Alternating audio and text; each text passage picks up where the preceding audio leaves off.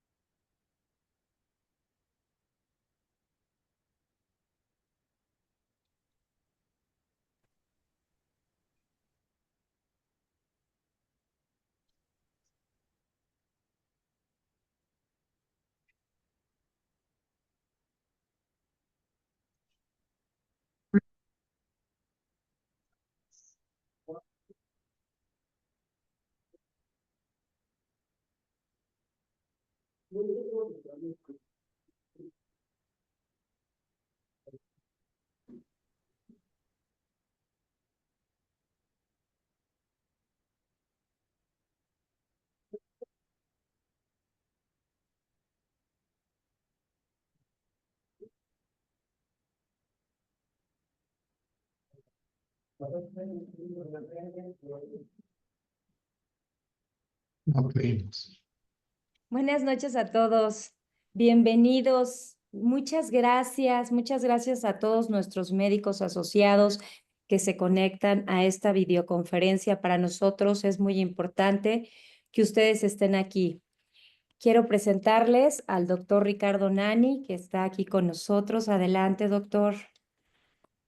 Muchísimas gracias, Janet. ¿Qué tal, queridos colegas? Muy buenas noches. Es un placer, a nombre de todos los que formamos Grupo Punto de Partida, pues este saludo y a la vez con un pretexto maravilloso como es el académico, en el cual pues nos congratula mes a mes, estén dándose cita, así como por otro lado pues seguir contando con la confianza de ustedes al estarnos refiriendo pacientes, al estar depositando la confianza para que de manera conjunta podamos pues cambiarle la vida a tantas personas.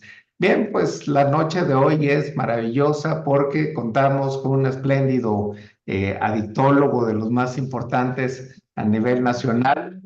Me da el gusto enorme de darle la más cordial bienvenida al doctor Carlos Lima Rodríguez. Él es poblano, es un gran amigo mío y del Grupo Punto de Partida. Él es médico, es psiquiatra, es adictólogo e investigador.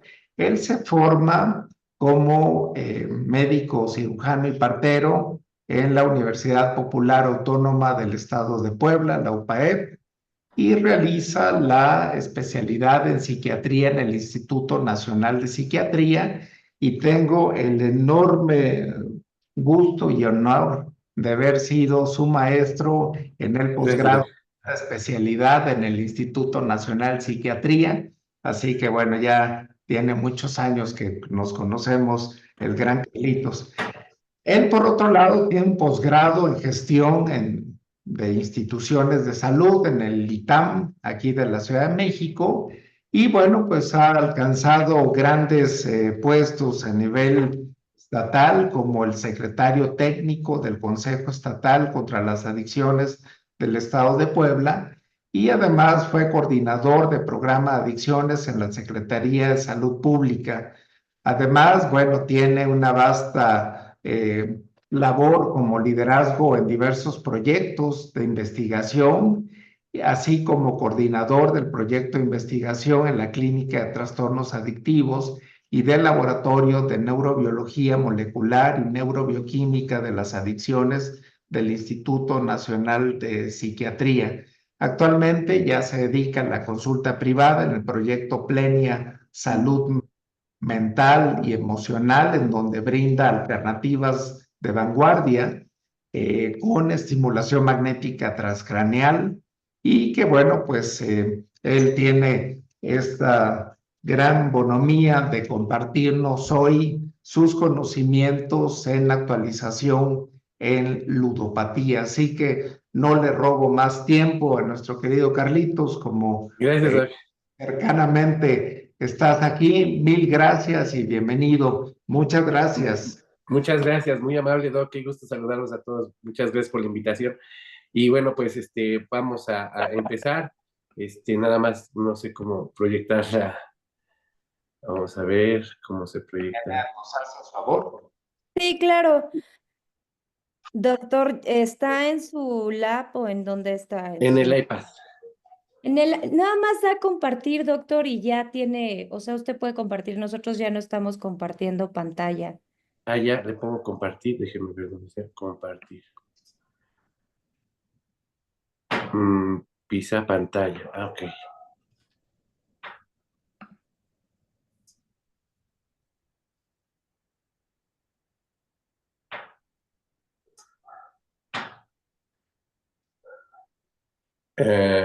¿Ya se ve?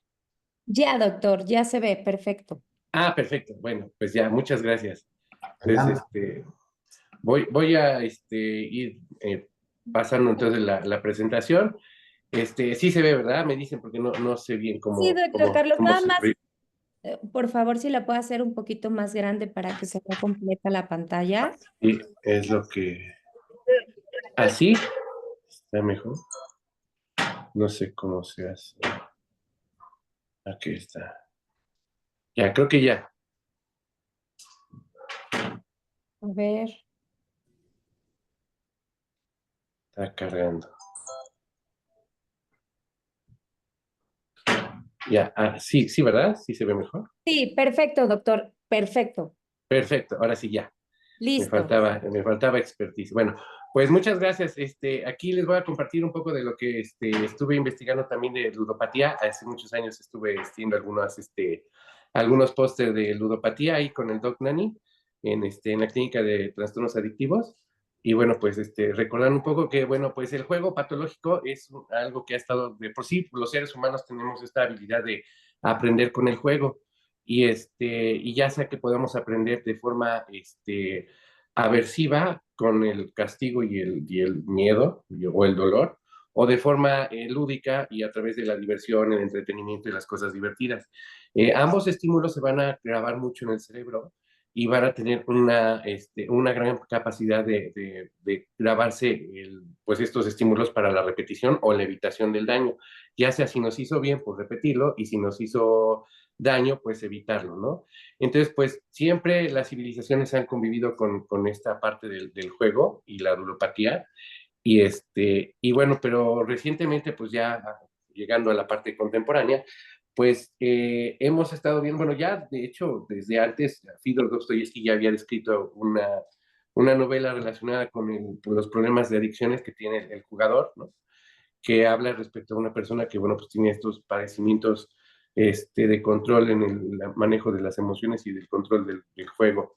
Y bueno, pues de acuerdo al DSM-5, vamos a establecer una nomenclatura de qué es el juego patológico, antes denominado juego patológico y ahora trastorno por juego. Resulta que en el DSM-4 todavía se clasificaba como juego patológico, y ya después para el DSM-5 lo cambiaron a trastorno por juego. Y en el DSM-4 y anterior en la CIE 10, pues estaba clasificado en trastornos de control de impulsos, y ahora se pasó a trastornos adictivos relacionados con sustancias.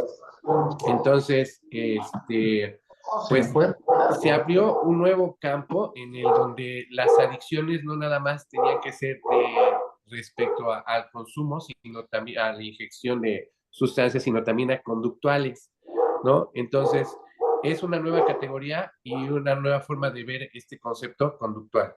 Implica donde uno se administra drogas de forma exógena, sino más bien es como de una forma conductual, en este caso, pues las apuestas o el juego patológico, que también puede ser desde pues videojuegos, internet, apuestas, juegos al azar, etcétera. Bueno, y déjeme, pues el juego patológico va a tener un segundo. Ya. Bueno, entonces, en el DSM-4, como les comentaba, estaba clasificado como trastornos del control de impulsos y se llamaba juego patológico.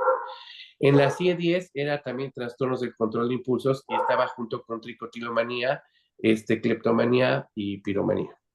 Pero bueno, para ya la CIE-11, y de hecho en el DSM-5, ya pasó a trastornos adictivos, ¿no? Que no tienen que ver con sustancias.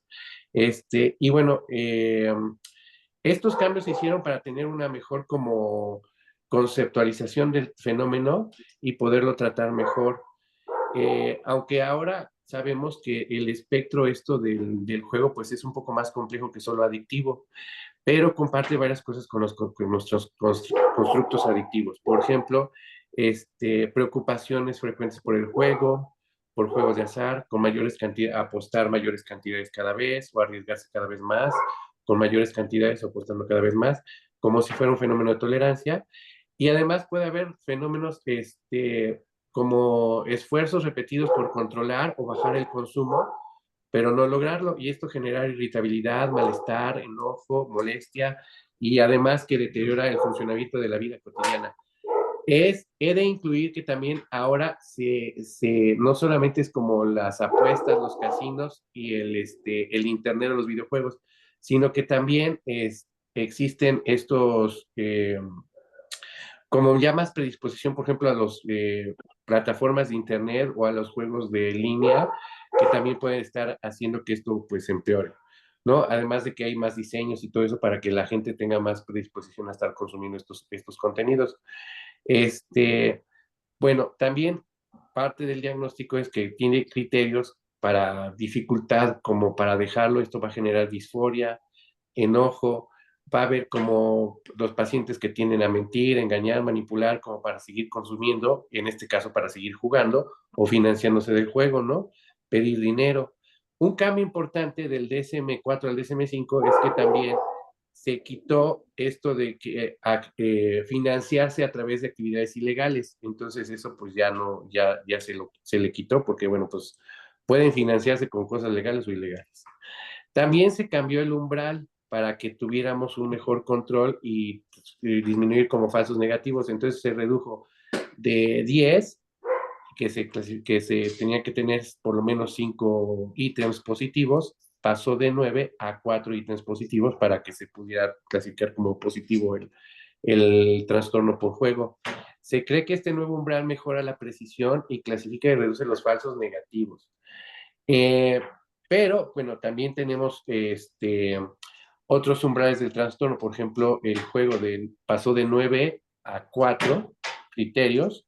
Y estamos hablando del trastorno por uso de sustancias, que nada más requiere 2 de 11. Es decir, como para diagnosticar juego, por lo menos tenemos que tener 4. En cambio de sustancias necesitamos solo 2 este, para, para clasificarlo. Luego, los estudios epidemiológicos nos han ido mostrando que la prevalencia pues, ha ido como aumentando un poco cada vez más, y sobre todo en jovencitos. Por ejemplo, hay estudios epidemiológicos empleados instrumentos de detección como el SOC-AS Gambling Screening, ha generado frecuencias estimaciones de prevalencias más altas que por ejemplo, los que tiene el DSM-4, el DSM-5, perdón. También hay datos de metaanálisis porque, por ejemplo, puntean el juego para adultos en el último año entre 0.1 y 2.7%. Bueno, pero cuando se hacen los estudios en población de estudiantes, pues se ha visto que el porcentaje aumenta hasta 7.89, casi 8%. Entonces, como vemos que en los jóvenes hay un punto de pico donde se está aumentando como el consumo y el riesgo de consumir juegos, no nada más el clásico de apuestas, sino también en videojuegos o en plataformas o en celulares. Los siguientes criterios para la adicción a Internet, que va a ser muy parecido pues, a las otras adicciones, ¿no? Como la abstinencia, la tolerancia, la preocupación por no usar el Internet, ocupar más tiempo en la pantalla usando Internet, disminución en las relaciones sociales, en el empleo significativo de otras actividades para usar Internet, distraerse constantemente en la pantalla, y bueno, y como esfuerzos infructuosos por controlar el consumo y no lograrlo.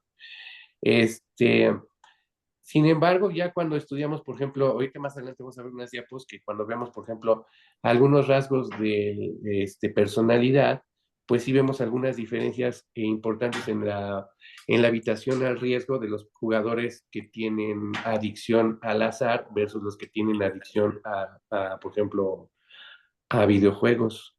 Los que tienen adicción a videojuegos como que tienen menos predisposición al daño. Las estimaciones para adolescentes oscilan de adicción al Internet, oscilan de 0.4 al 19.1. Y para los adultos oscila del 0.7 al 18% en la adicción a Internet.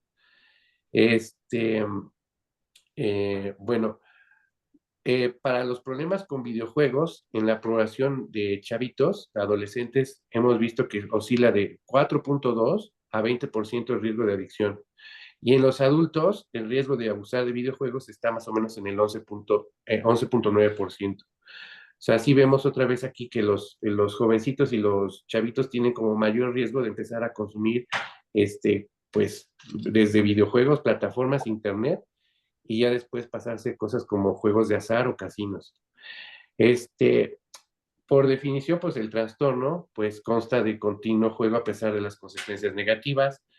Algunos estudios han, sobre todo cuando era más visualizado como más un problema de trastornos de control de impulsos, había una ligera predisposición mayor por hombres, pero con el tiempo algunos estudios hablan de que ya se ha ido emparejando tanto el consumo de juego, tanto en hombres como en mujeres, pero ya cuando se ha clasificado desde la adicción.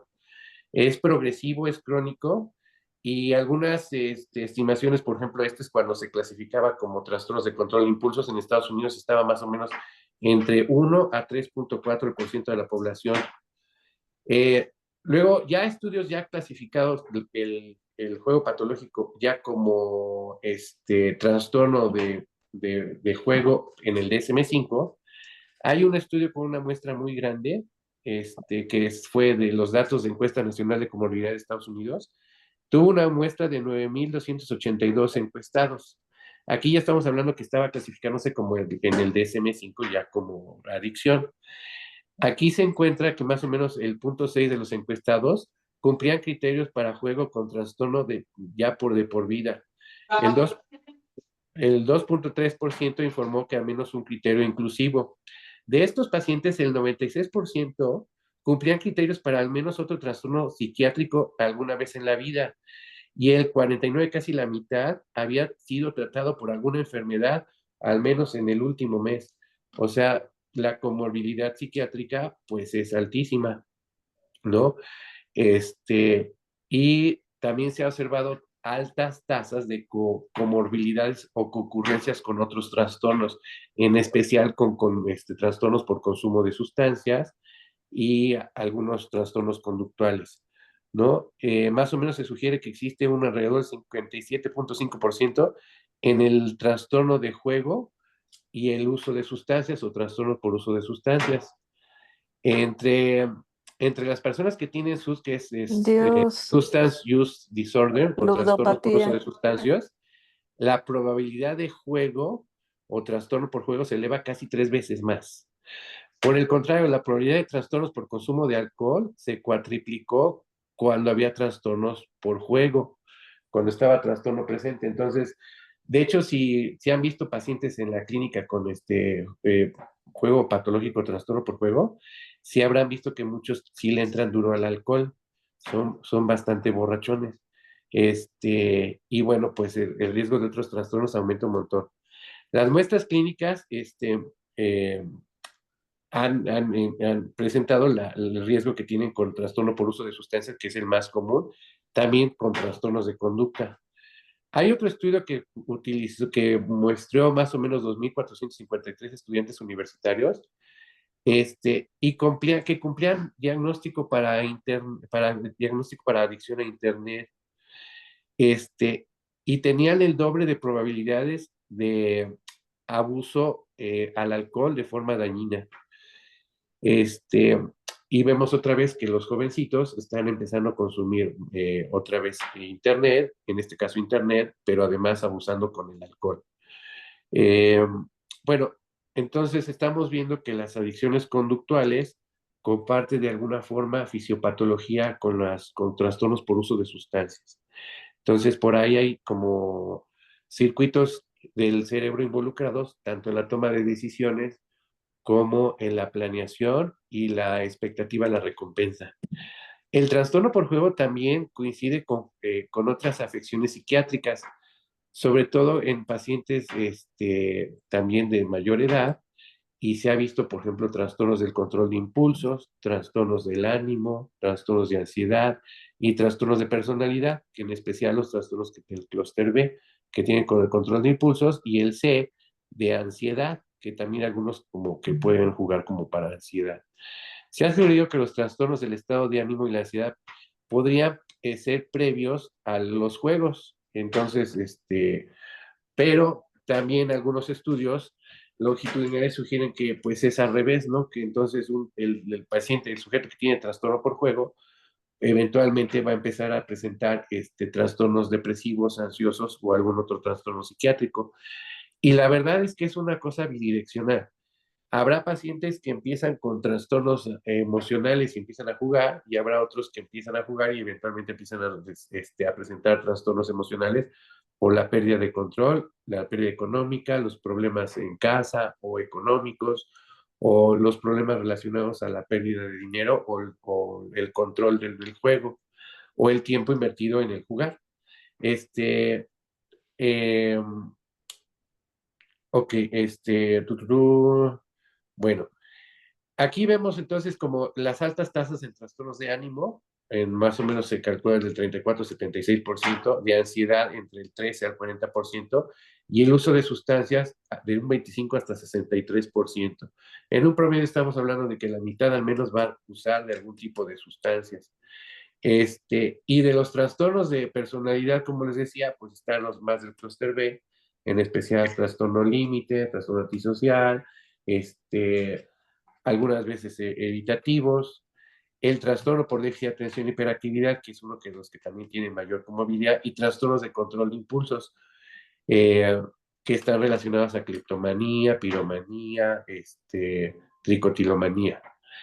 Las personas con adicciones conductuales y de sustancias obtienen puntuaciones altas en la medida de autoinformes de impulsividad y búsqueda de sensaciones, y generalmente bajas en medida de evitación al daño. Entonces, aquí vemos como mucho de carácter impulsivo, mucha búsqueda de recompensa, impulsividad y como baja conciencia del daño, ¿no? Y esto se ve más en jugadores que tienen que ver con el azar. Pero, por ejemplo, en personas que tienen adicción a internet, videojuegos, o pueden tener niveles de evitación al daño más altos, y entonces como tener como otro tipo de perfil. Entonces, como que sí se ve que hay como una diferencia entre algunos tipos de jugadores que van a tener baja evitación al daño, y otros que van a tener gran puntuación evitación al daño, sobre todo la gente que tiene adicción a internet o videojuegos. Entonces, estos como que se exponen menos a ciertas conductas. Este, bueno, los estudios también vemos que hay una predisposición genética, hay un factor genético involucrado. Entonces, por ejemplo, se han hecho estudios en gemelos y se ha visto una heredabilidad hasta del 50-60%. En uno de los estudios que encontré, vigilaban a, no sé por qué en Vietnam, había registros de gemelos y encontraron una correlación entre 50 y 60% en los porcentajes con familiares, sobre todo cuando eran gemelos. En estudios de seguimientos de gemelos, estimó que la proporción de variabilidad y la responsabilidad por el trastorno de juego era similar entre hombres y mujeres. Entonces, aquí les comentaba que cuando se estudiaba el juego patológico desde un punto de vista más del punto de trastornos de control de impulsos, había una prevalencia mayor en hombres. Y ahora que se estudia desde el punto de vista más adictivo, vemos que hay una prevalencia pues un poco más similar. Esto no lo explican los autores, pero todos sabemos que las mujeres han estado emparejando el consumo en otro tipo de sustancias, por ejemplo, tabaco, alcohol o algunas otras drogas que hemos visto, por ejemplo, en adolescentes, que incluso hay niñas o adolescentes que están fumando más o bebiendo más que algunos adolescentes. Entonces, no sé si tenga que también que ver con el constructo que del lado adictivo, pues sí están consumiendo más las mujeres. Hay estudios pequeños en familias donde también se estudia el juego azar, trastornos de comportamiento, compras compulsivas, y en pacientes en familiares de primer grado, y también se ha visto que hay alta comorbilidad, además de trastorno por uso de sustancias, depresión y otros trastornos psiquiátricos.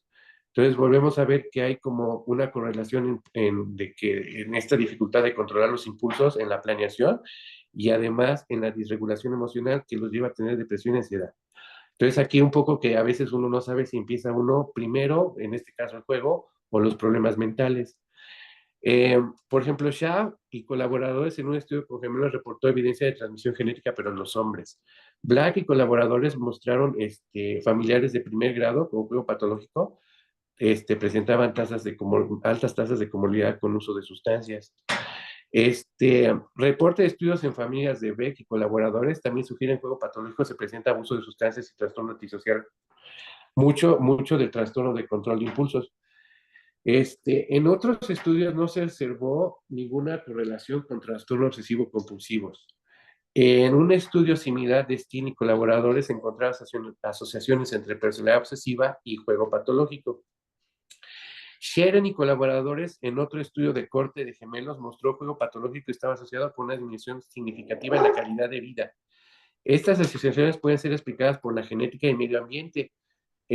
Además que ya sabemos todos que la gente que tiene juego patológico, pues normalmente está viviendo unas situaciones de estrés, pues complicadas porque pues luego deben mucho dinero, luego se meten muchos en problemas, entonces ya todos sabemos que los niveles de estrés, pues hasta dañan los telómeros y envejecen el cerebro y los tejidos, entonces pues por el daño del cortisol. Entonces, bueno, pues no es raro que los pacientes con juego patológico pues también estén inflamados por el estrés. Este, También tenemos que el juego patológico, hay un constructo en una parte de estos pacientes que va a tener como un espectro más de tipo obsesivo-compulsivo. Y, por ejemplo, de acuerdo a Hollander, el juego patológico puede ser conceptualizado como estilo impulsivo dentro de un espectro obsesivo, ya que comparte pensamientos intrusivos y comportamientos impulsivos. Y este investigador, junto con su equipo, sugiere que este tipo de pacientes les funciona mejor los inhibidores de recaptura de serotonina. Entonces, algunos han probado con ciertos beneficios. Este, por ejemplo, Blasinski reportó juego patológico y espectro obsesivo. Reportes similares se encontraron por Frost y otros colaboradores, donde se encontró que punteaban alto para el Jake Brown, eh, pero en lugar de ser para obsesiones, era para obsesiones por juego. Y bueno, pues ya llegando a un poco a la fisiopatología de esto la neuropatología del trastorno por juego o juego patológico, pues vamos a ver que hay una disfunción en la actividad de la corteza prefrontal ventromedial, que la cual está involucrada en el control y además en el craving, ¿no? Y en el control de la recompensa y en el comportamiento de búsqueda. Entonces, aquí también vamos a ver, por ejemplo, en los gentes que tienen control de impulsos o TDAH, que pues va a estar la parte de la corteza prefrontal, pues no tan activa o va a tener una disfunción. Estudios neurobiológicos han demostrado la deficiencia del lóbulo frontal en el sistema de recompensa, deterioros en las funciones ejecutivas que pueden ser importantes en la teología patológica. Entonces, por eso vemos a pacientes que llegan con varios trastornos, que llegan pues impulsivos, con poca regulación emocional, que no controlan a veces la apuesta o los videojuegos o el uso de Internet. Y también ha llegado una moda, no sé si les ha tocado ver también, por ejemplo, gente que empieza a entrar a la bolsa de valores o estas plataformas donde se invierte, pero parecieran que su forma de utilizar las plataformas en lugar de ser como para inversión, parecieran como cuando apuestan. Entonces empiezan a arriesgar el dinero, meterlo en bolsas que realmente ni saben manejar y a veces pues hasta pierden la lana por estar arriesgando el dinero en Internet, pero en este caso en plataformas de bolsa. Y bueno, pues sabemos que los circuitos que están relacionados con la adicción, que tienen que ver con la adicción a otras drogas y también con adicción a conductuales, ¿no? El circuito de recompensa que va del núcleo accumbens al área tegmental ventral, el circuito de dirección motivacional del tálamo a la corteza orbitofrontal y al giro anterior del círculo, el circuito de memoria y aprendizaje que tiene que ver con la amígdala y el hipocampo, y el circuito de control de impulsos que tiene que ver con la corteza prefrontal y el giro anterior del cíngulo. Luego, desde el circuito de recompensa, pues nos va a ayudar a reforzar la recompensa o la aversión. Entonces va a asegurarse al reforzamiento de la recompensa como cuando hay orgasmo, ¿no? Entonces aquí pues el jugador patológico cada vez que, o el trastorno por juego, cada vez que tiene recompensa por ganar, pues está motivado por este circuito. Este, Además, que puede ser, ya sabemos que modificado por otras sustancias como alcohol, cocaína, nicotina, marihuana, entre otras, ¿no? Y bueno, pues aquí este circuito va a estar mediado por dopamina. De acuerdo a Calias y Volko, las proyecciones glutamatérgicas de la corteza prefrontal al núcleo accumbens es la vía final del comportamiento de búsqueda de las sustancias. La liberación del reforzamiento de dopamina para la recompensa y la profunda estimulación de la corteza prefrontal a nivel glutamatérgico desde el núcleo accumbens, y que esto nos va a mediar el craving. Un cambio importante que hubo del DSM-4 al DSM-5 también fue incluir al craving dentro del diagnóstico de los trastornos adictivos, porque antes pues en el DSM-4 no estaba.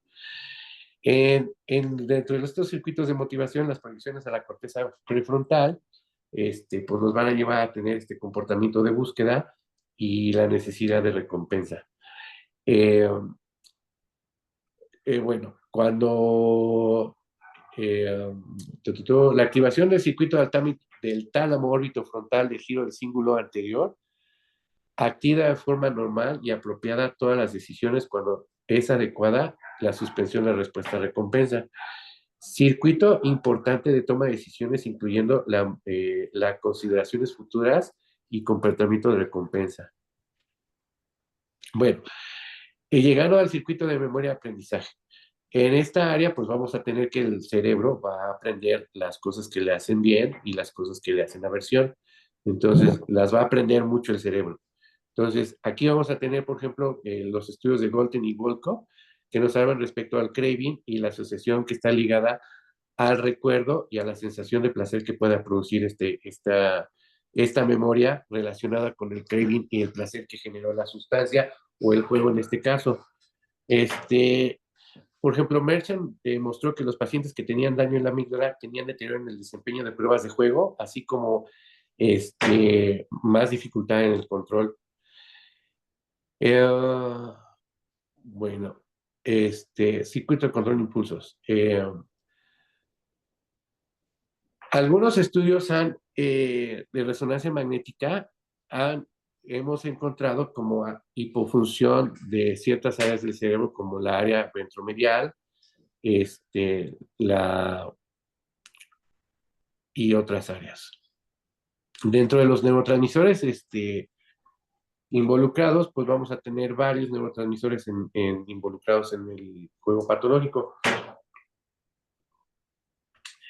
Dos de los principales va a ser la serotonina y la dopamina. La serotonina ligada a la inhibición y la conducta y a la agresión, y la dopamina a reforzamiento, al inicio de la conducta y a la recompensa. Entonces, enfocándonos en la dopamina se ha implicado en la motivación, en la capacidad para empezar una acción y la recompensa y la necesidad de repetirla. Dada de la necesidad de la proyección de la dopamina en el área tegmental ventral y en el núcleo accumbens, ahí es donde se va a encontrar mayor cantidad de los receptores de dopaminérgicos. Aquí encontré un estudio de tomografía computarizada por emisión de positón de fotón único, donde se estudió qué tanta liberación de dopamina se liberaba en el cuerpo estriado durante el juego, durante un videojuego de motocicleta. Entonces, aquí lo interesante del estudio es que en este estudio de tomografía por emisión de fotón simple, se encontró que los que estaban jugando intensamente este juego de motocicleta podían tener una liberación de dopamina parecida a psicoestimulantes como anfetamina y metilfenidato. Entonces, ahí vemos cómo, por ejemplo, un videojuego puede liberarnos gran cantidad de dopamina que hasta parece como si fuera medicación o un estimulante exógeno. También la dopamina está involucrada en la toma de decisiones, tanto adaptativas como desadaptativas. Entonces, aquí la dopamina juega un papel doble.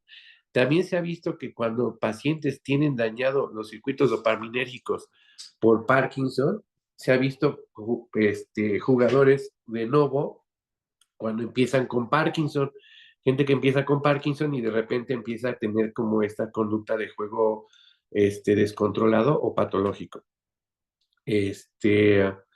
Hay otros estudios controlados donde no vieron como tanta afinidad a estos receptores, pero otros estudios, por ejemplo, el de Ibáñez mostró que el gen de D2 de dopamina, que es el que codifica el receptor D2, puede tener la habilidad genética para otros trastornos psiquiátricos, incluyendo el juego patológico.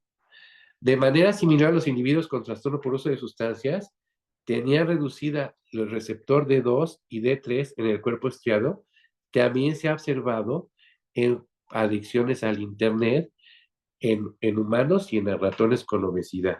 Entonces ahí vemos reducción de los receptores D3. Entonces pareciera que necesitarían más estimulación este tipo de,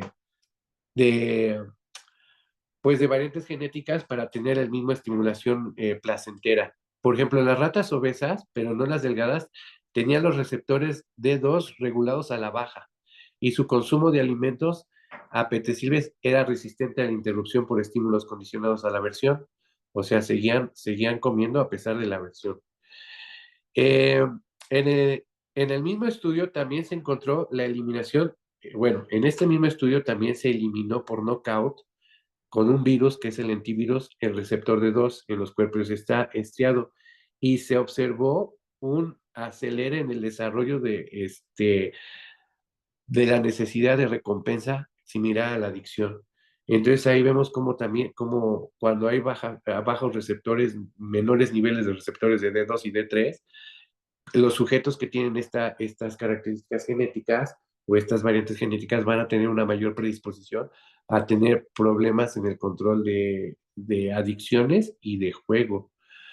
Si bien no se ha observado diferencia significativa entre grupos, la disponibilidad de receptores de dosis de 3 en el estado de reposo entre los jugadores, fíjense, el receptor de dopamina se correlacionó negativamente con la impulsividad relacionada con el estado de ánimo de urgencia.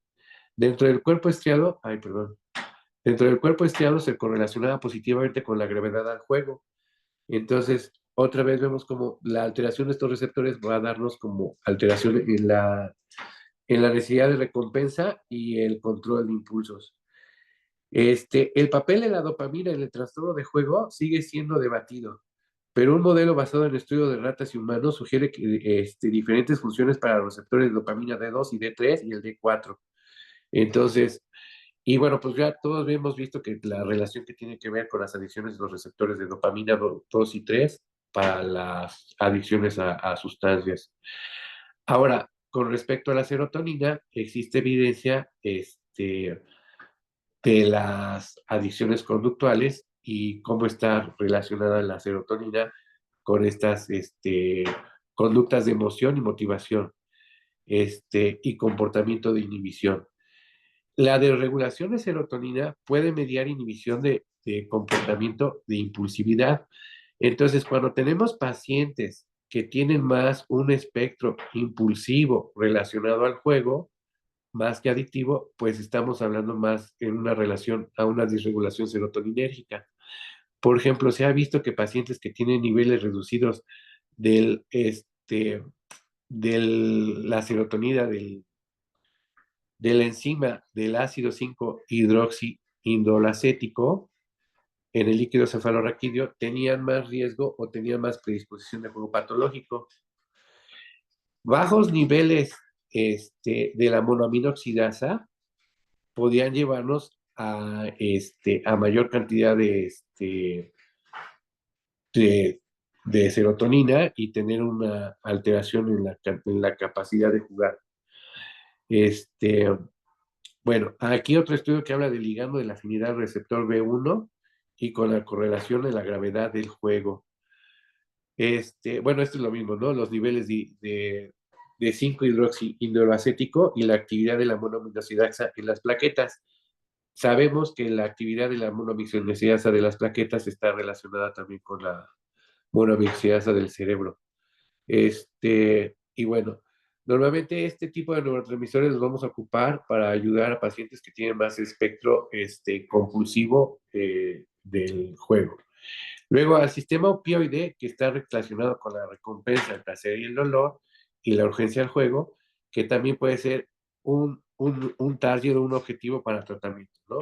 A través de los agonistas opioides y de los GABA. Y en el tratamiento, pues bueno, tenemos varias opciones. Básicamente, desde el punto de vista del tratamiento, no hay propiamente medicamentos que estén así propiamente aprobados para el juego patológico o el trastorno por juego o ludopatía. pero hay varias como opciones que se ha visto que pueden servir dependiendo qué tipo de espectro tengamos con el paciente. Se puede usar inhibidores de la captura de serotonina, agonistas opioides, estabilizadores del ánimo, medicamentos antiadictivos. Y como les explicaba, los pacientes que tienen más un tipo de espectro obsesivo, pues se ocupa más inhibidores de la captura de serotonina, para controlar este tipo de juego. Eh, Aunque los inhibidores de la captura de serotonina fueron uno de los primeros medicamentos que utilizaron para tratamiento por los trastornos de juego, ensayos clínicos controlados con ISR han demostrado resultados mixtos, tanto pacientes con adicciones a sustancias como para juego.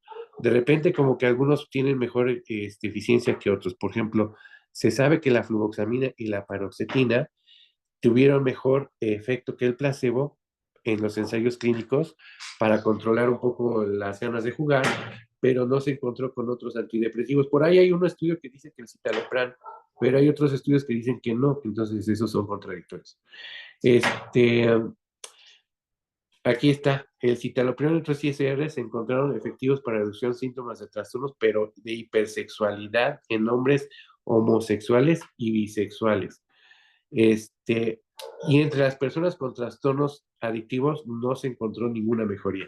Entonces, el citalopram sí nos sirvió para trastornos, pues más de tipo, de hipersexualidad, como que les baja la hipersexualidad, pero no se encontró que tuviera efectividad, por ejemplo, para juego o para otros padecimientos. Entonces, el que sí encontramos evidencia, pues sí fue la fluvoxamina y la paroxetina. Eso sí tienen bastante, pues más solidez. Hollander, pues hizo también otro estudio con fluvoxamina y encontró que sí me disminuía en la escala de Pathological Gambling Clinical Global Impression. Banco y colaboradores encontraron diferencias significativas en el tratamiento con fluvoxamina para resolver el tiempo y el gasto de dinero. Gran y colaboradores hicieron estudios a 16 semanas y encontraron respuesta significativa a la paroxetina versus placebo. San Ruiz no encontró mejoría significativa con la sertralina. En realidad, los otros no tienen más evidencia más que la fluvoxamina y la paroxetina. Gran y Pensa encontraron que el escitalopram mejora la ansiedad del juego en pacientes comórbidos con juego patológico y ansiedad, pero ahí es como comórbido. Zimmerman encontró mejoría en diversas áreas de citalopram, pero no se replicaron en otros estudios. Palatini demostró que la nefazodona fue efectiva para disminuir urgencia de juego y comportamiento de juego. Luego los agonistas opioides. La naltrexona ha sido utilizada para el tratamiento de dependencia de opiáceos y alcohol, y también se ha utilizado para la urgencia al juego. Algunos estudios dicen que con concentraciones altas de naltrexona se funciona mejor, pero otros estudios, por ejemplo el de Gran, contradice y dice que es mejor utilizar dosis bajitas para evitar pues, pues daño hepático y para evitar síntomas secundarios, ¿no? Entonces, unos lo manejan de 100 a 150 y otros de 50 a 100 miligramos día de naltrexona.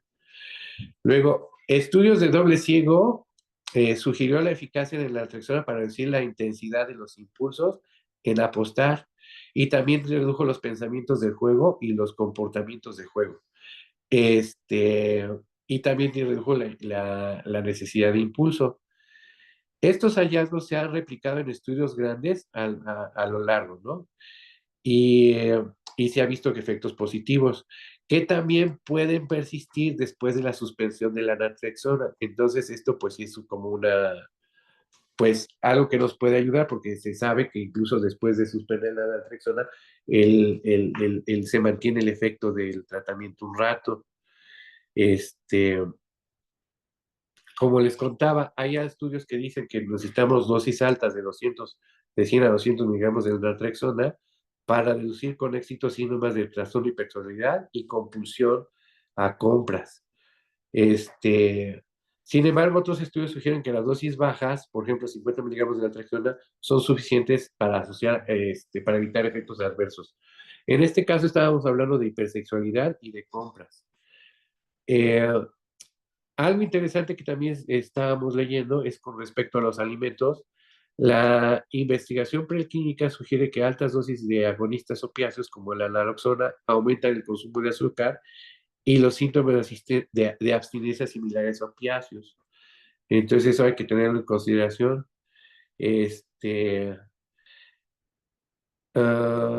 Fíjense que estos resultados no se encontraron en ratas con dietas altas en grasa. Ahí como que no se replicó.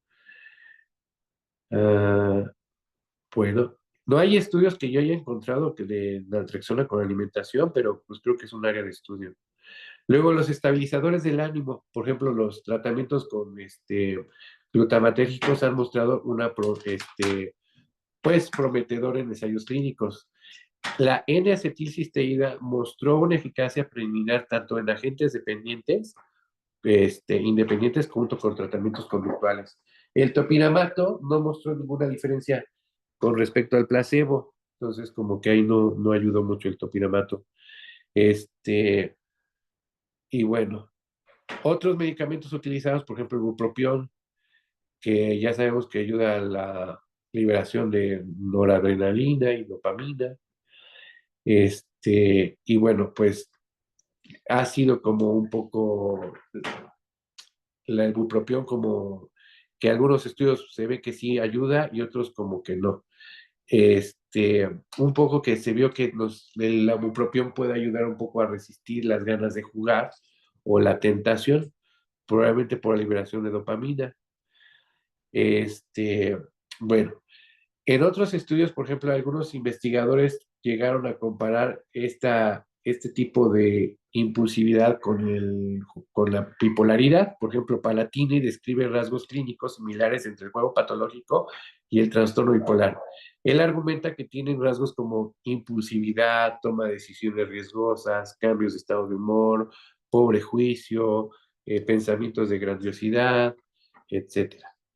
En un estudio de 12 semanas con litio y valproato encontraron eficacia en ambos tratamientos.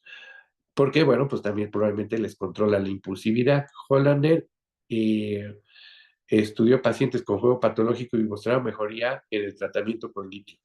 Entonces ahí también puede ser que el litio esté ayudando como a esta parte del control de impulsos.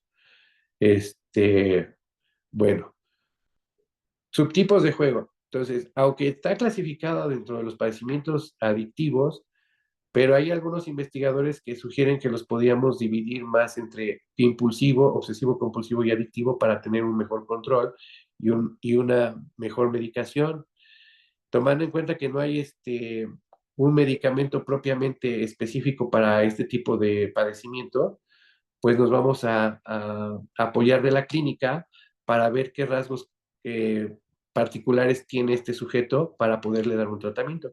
Por ejemplo, algunas propuestas, está por ejemplo del subtipo impulsivo que habla que pueden ser hombres adultos jóvenes que toman decisiones impulsivas y comportamientos riesgosos con poca capacidad para planear. Este subtipo presenta mayor severidad, más síntomas, más riesgos, mayor urgencia de juego, más pensamientos arriesgados y gastan más. Este tipo de pacientes tiene más pérdidas monetarias en una sola ocasión, como que hablamos de mucha gente con un problema de impulsos grave y presenta comorbilidad de trastornos de impulso. En este tipo de pacientes podemos ver otras impulsividades como adicción o compulsión a sexo, a explosivos intermitentes, y se ha relacionado un poco este tipo de pacientes con el TDAH, ¿no? Pacientes que tienen TDAH y que pueden tener este tipo más bien, y más o menos se calcula que es un 10 a un 15%.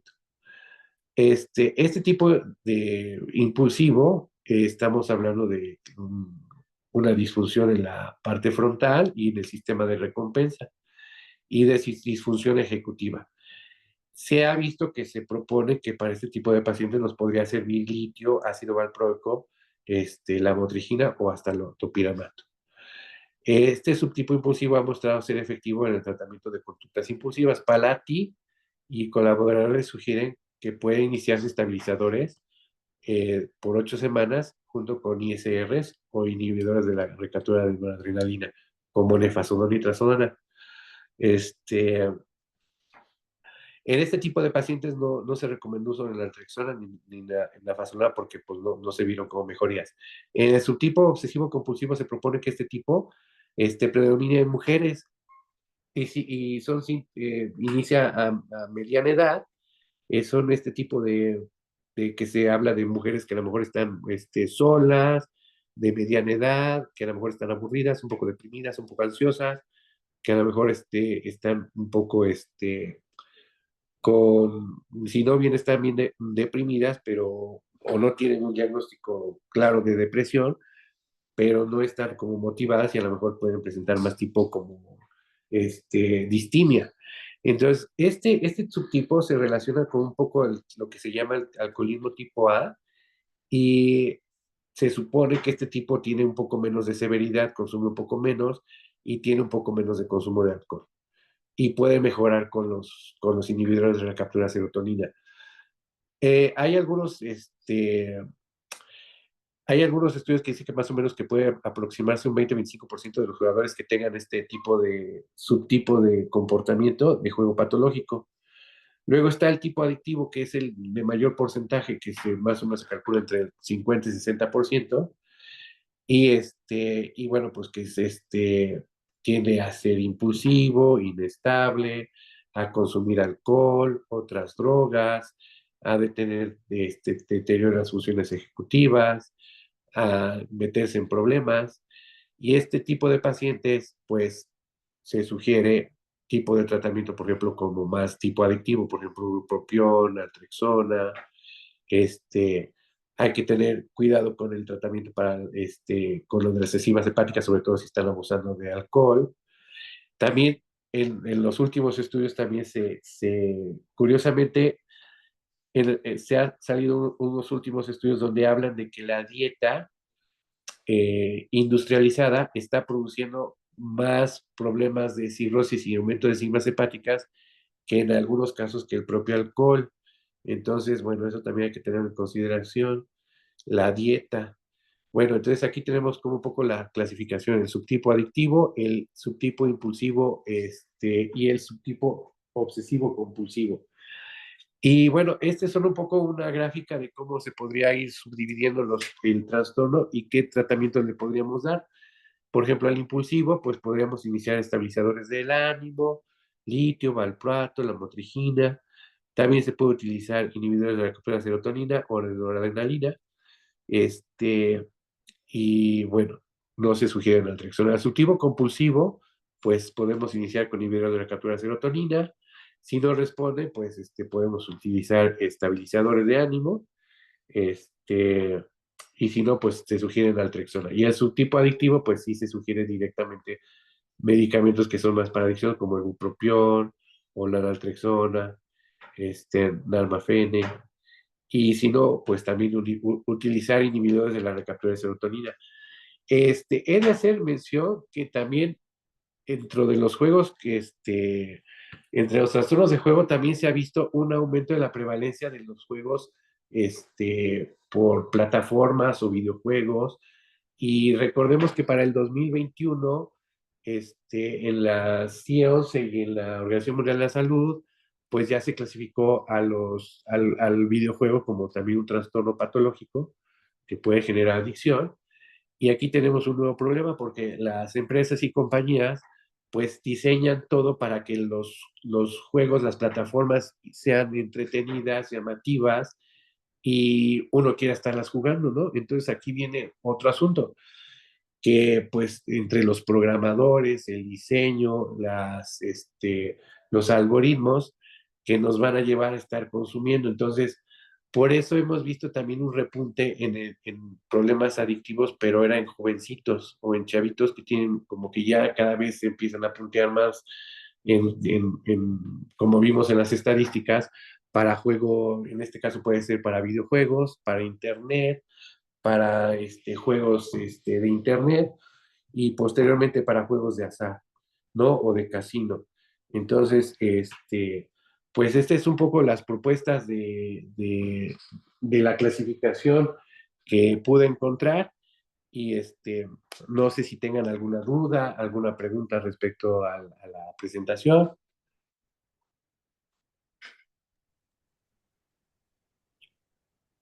Hola, hola.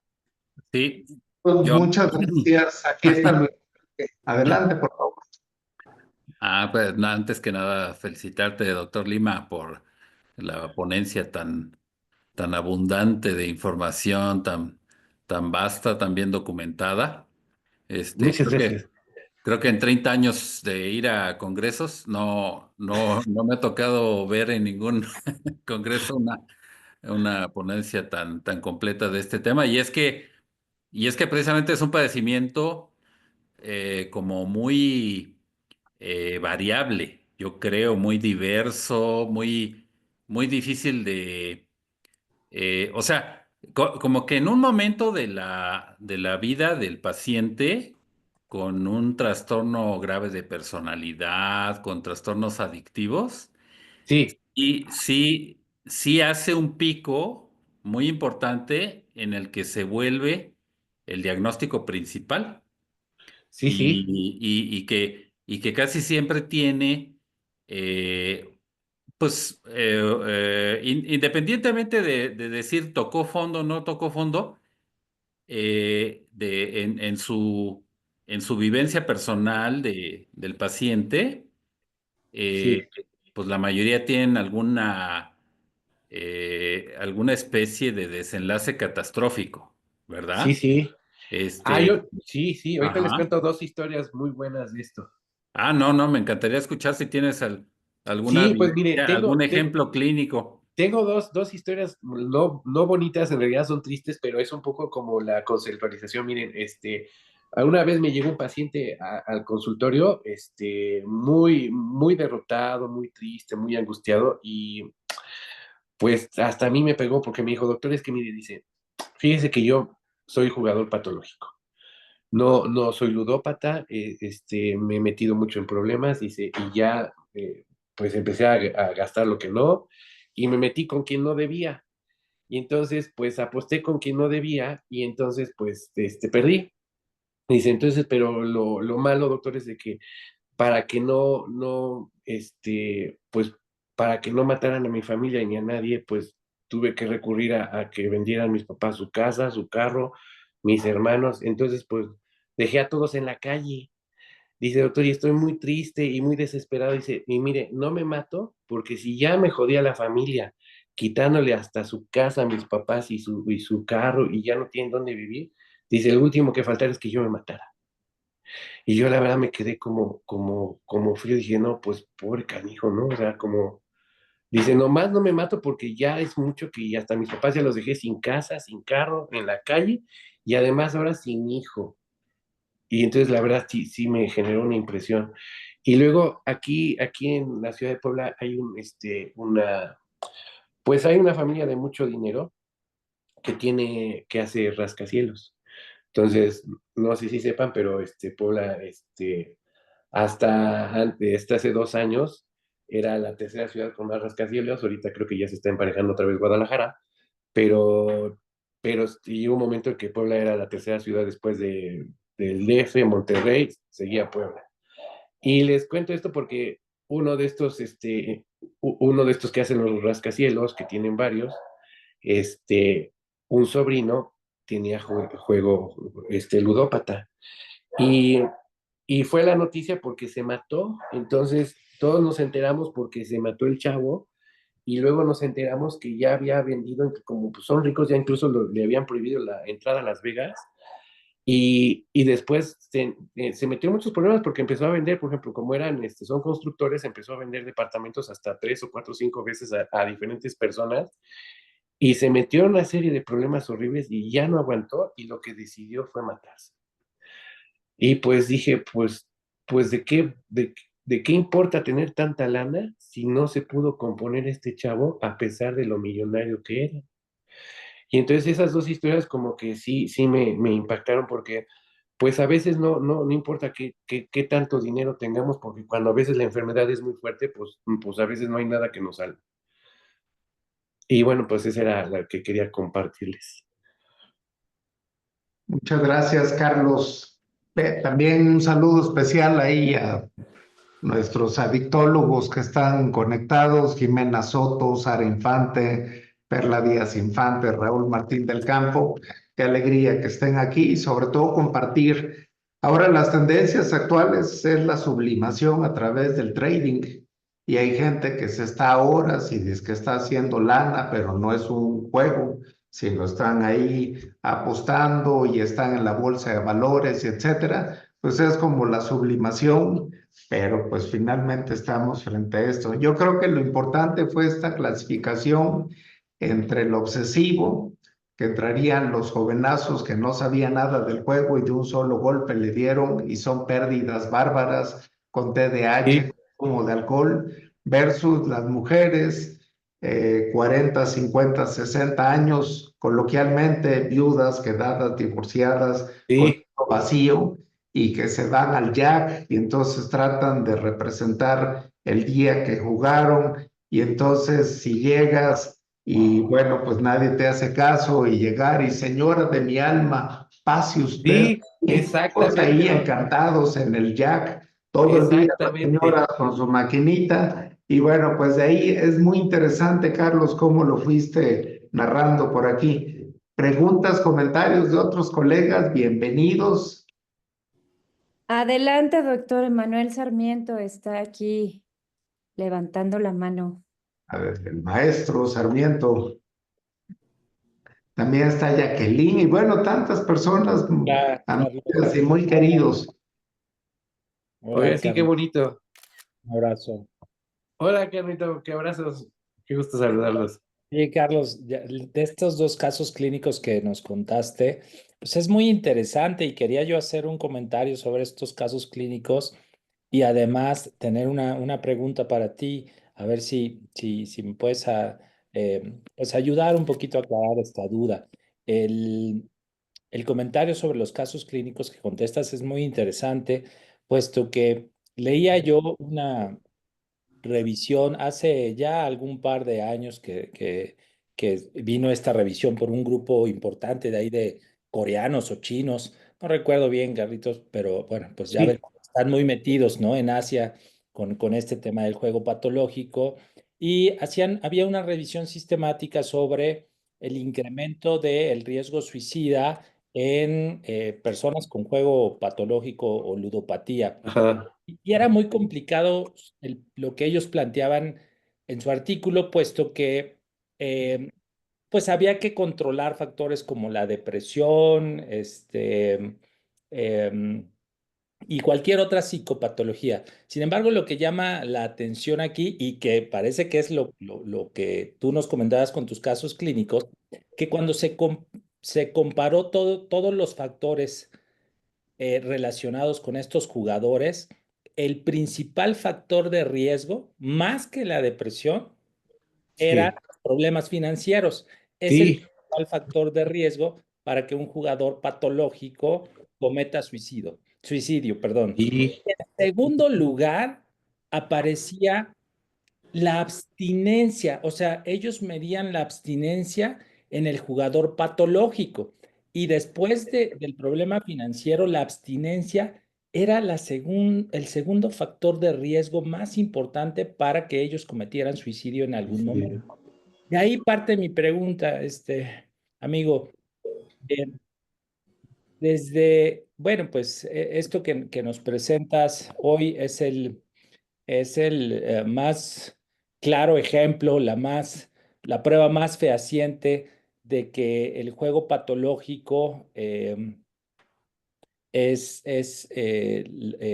un reflejo de cómo se activan los mismos sistemas de recompensa o de manera muy similar, ¿no? A los activados Sí, por otras sustancias. Sin embargo, tengo como esta duda de por qué la abstinencia no es un criterio que se encuentre dentro del juego patológico, cuando sí es un criterio diagnóstico clave en todos los trastornos por uso de sustancias. ¿Tú sabes por qué no está metida la abstinencia dentro de los principales criterios del juego patológico y sin embargo, en esto del suicidio, cómo se ve que el segundo factor de riesgo más importante es la abstinencia que estas personas reportan. Sí, sí, efectivamente, qué bonito comentario, Carolito. Pues mira, efectivamente, sí se hace respecto, o sea, sí se habla que hay una abstinencia, pero bueno, yo no leí que más ahondaran respecto a eso. Yo creo que, yo creo que a veces como llevar el control en estos pacientes, porque luego es como difícil, entonces, no leí no leí. Lo que sí vi, por ejemplo, que tratamientos promisorios, por ejemplo, que con estimulación magnética, ¿no? Aquí, ahorita, el querido Charlie Arnaud me preguntaba que si había con implantes en naltrexona. Este, sí hay algunos pacientes que se han hechos los implantes para controlarlo y parece que sí tiene alguna ayuda. Pero también lo que me llamó la atención, yo de esto de la estimulación magnética, es que, por ejemplo, la estimulación magnética de un lado no sirve, pero del otro lado sí. Ahorita les leo el estudio. Dice, este, se sabe que la estimulación de la corteza prefrontal izquierda tiene una mejor, un mejor desempeño y ayuda a mejorar la, las ganas de jugar, pero no con la derecha. Entonces funciona mejor con la izquierda que con la derecha. Entonces, cuando se hicieron con la derecha, pues no encontraron tanto beneficio, sino mejor con la izquierda. Y con respecto, eso me llamó la atención porque dije, bueno, pues habría que ver qué circuito está tocando el estimulador magnético del lado izquierdo que ayuda como a controlar el impulso. Y con respecto a esto de la abstinencia, que bueno, pues no sabría explicarte bien por qué no, o sea, sí está, pero yo no leí acerca de más. Este estudio que dices tú de los chinos, pues la verdad no lo vi y se oye muy interesante, porque ciertamente lo que sí sabemos es de que, pues cuando hay pérdidas económicas, pues sí empieza a haber como esta ideación suicida, ¿no? Y empieza a aumentar como el riesgo suicida. Y si el paciente tiene trastornos de control de impulsos, pues eso se va a poner feo. Gracias, Yo gracias. quisiera, Carlos, si me permites abundar, básicamente en cuanto a estimulación magnética, lo que hacemos aquí en punto de partida, lo llevamos a cabo del lado izquierdo, precisamente a un voltaje diferente al 120 de Sí, umbral motor, y es del lado izquierdo. Y estamos sí, ya aplicando naltrexona implantes para sí, ya muchos casos los que hemos recibido aquí, y son casos severos de deudas de arriba de 80 o 100 millones de pesos, y bueno, son casos severos. Y por otro lado, esto del craving o del síndrome de abstinencia, y bueno, básicamente aplica más para el subtipo adictivo. Probablemente en el obsesivo o en el impulsivo no hay tanto reportado, pero sí en el caso de adictivo. Así que en ellos, particularmente los subtipos adictivos, es en los que empleamos naltrexona e implantes, y ya son muchos casos que tenemos ya empleados de esto.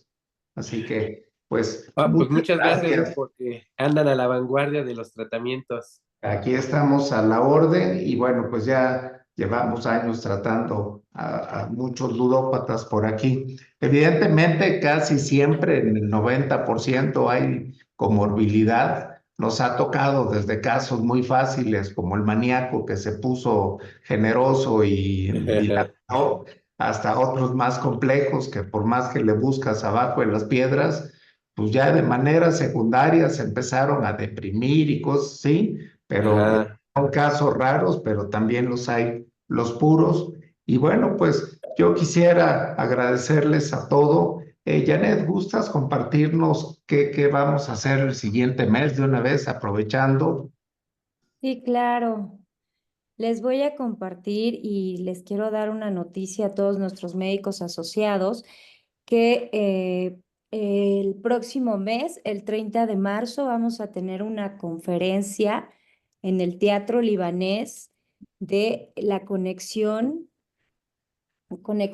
bipolar con el doctor Manuel Sánchez de Carmona. Me va a encantar que nos puedan acompañar. Ustedes son nuestros invitados principales. Yo les voy a estar mandando esta información a todos, pero bueno, esta es nuestra invitación y ojalá nos puedan acompañar. Es domingo a las 10 de la mañana y bueno, va a ser una muy bonita conferencia y va a ser un placer verlos aquí. En este link que les voy a mandar se pueden registrar. Esta conferencia es gratuita y bueno, también para que puedan invitar a sus pacientes que tengan pues este trastorno y puedan estar más informados sobre la bipolaridad. Muchas gracias. Bien, pues ya no queremos abusar más del tiempo. Les mando un abrazo muy caluroso a cada uno de ustedes. Querido Carlos Lima, un abrazo con todo mi Muchas gracias. reconocimiento y gratitud. Que tengan espléndida noche y bueno, los queremos mucho y hasta pronto. Muchas gracias. Gracias, colegas. Gracias. Pronto, Gracias a gracias a todos. todos. Gracias. Buenas Un noches. gusto, hasta Bye. luego. Bye, Buenas bye. noches. Gracias, compañeros. Hasta Bye. luego, bye. Gracias. Gracias a ustedes. Adiós, Carlitos. Adiós, Doc. Qué gusto verlos. Chao. Gracias, doctor Carlitos. Gracias. Adiós. Qué gusto verlos. Bye. Gracias, Janet. Gracias, doctor Nani. Adiós. Chao. Bye.